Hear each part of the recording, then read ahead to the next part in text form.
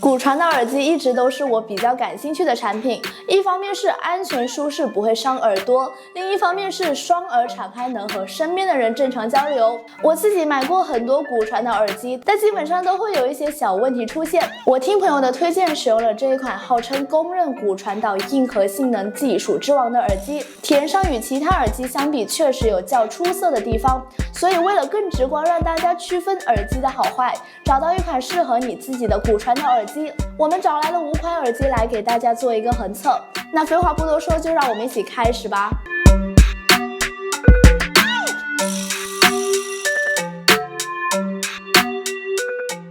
骨传导不入耳的特点会使声音出现漏音的情况，这是骨传导天生就存在的问题。那这5款耳机当中，到底谁的漏音问题处理的比较好呢？首先，在5个耳机排行榜里，漏音情况最严重的是飞利浦 A7607。这个耳机在我开机时已经听到了很清晰的开关机的声音，我的音量在50%左右就已经听得很明显了。哨音和莫爵的漏音处理的中规中矩，比飞利浦的好一些。但比较让我惊喜的是小米。作为一款刚入驻骨传导耳机的小米，我以为漏音情况会和普通产品大差不差，但没想到小米的漏音甚至比韶音和莫爵2款耳机做的还要好。那与业内有的最强科技的南卡对比，会有什么样的差距呢？客观的表现上，两者漏音相差不算很大，但如果要仔细听的话，其实还能分辨出区别的。南卡漏音要比小米的好一点点，而在音质这一块，这5款耳机的差距就开始拉大了。在我使用过这些耳机后，印象最深刻的就是莫爵耳机，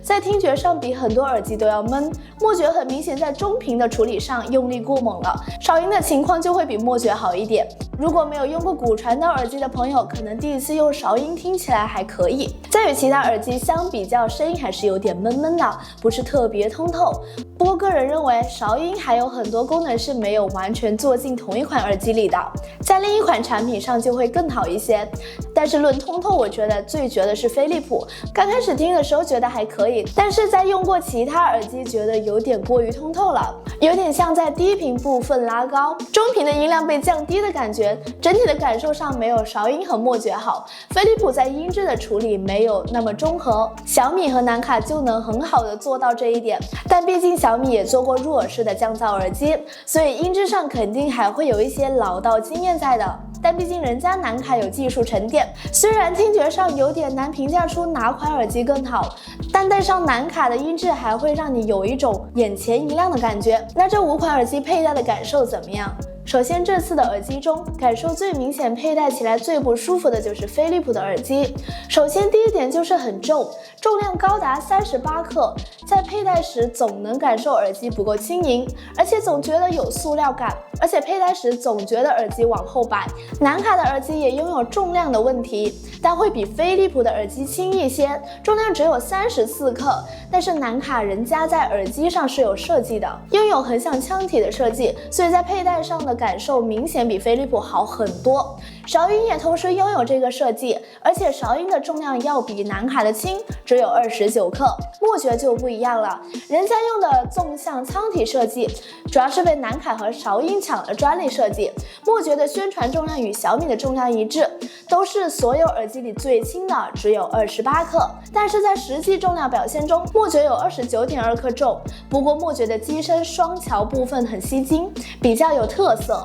同时也是莫爵佩戴上的缺点，佩戴时觉得很硌耳，异物感比较强。南卡飞利浦的耳机接触面积更大，但飞利浦的震感就很强。这里我得重点强调一下南卡的佩戴体验，虽然它的重量达到了34克，没有小米、莫爵、韶音的轻，但是南卡戴上去反而比这3款耳机舒服，这就很有意思了。也就是说，这3款耳机追求极致的轻量化，但是却没有考虑用户佩戴舒适度，佩戴时觉得特别容易甩出去。贴耳部分材质也不是很亲肤，南卡细节方面处理的就不错，这圆形接触面加上亲肤材质，佩戴舒适度和稳固性刚刚好，个人观点仅供参考。每个耳机都有各自的缺点，缺点呢也同样非常的明显。比如说小米的骨传导耳机，它的充电方式注定了它的防水不能做得很高级，而且在低电量出现了连接不稳定的情况，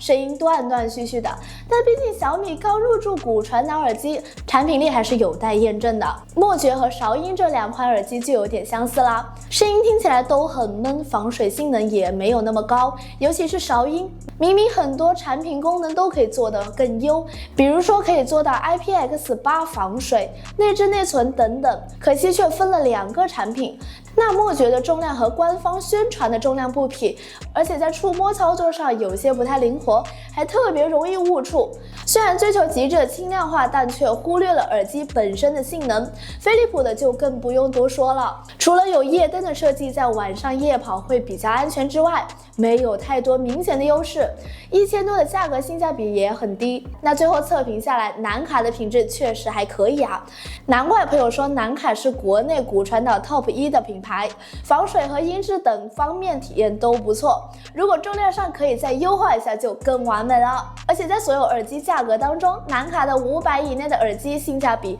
直接拉满。那以上就是本期的视频全部内容啦，喜欢的朋友可以给我一键3连支持一下哦。希望这期视频能够帮助到你，这也是小 J 体验馆，下期想看什么在评论区留言吧。